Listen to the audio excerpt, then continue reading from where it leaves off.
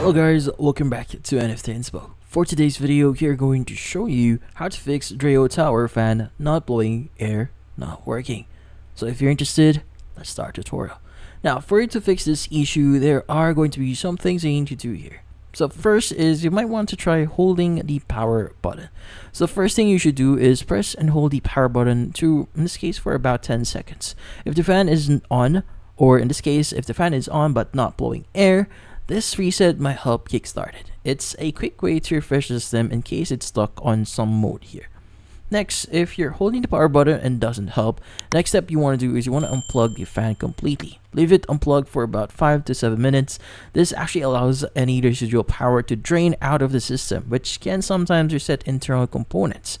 After waiting, plug it back in and see if that starts, or in this case, it starts working properly.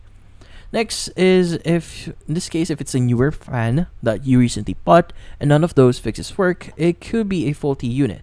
So this happens occasionally with electronics, so it's worth checking if you can request a replacement. However, if you had it for a while, the above resets are more likely to help. And that's about it. So hopefully this video was able to help you. Like and subscribe to NFT Inspo. Thank you for watching.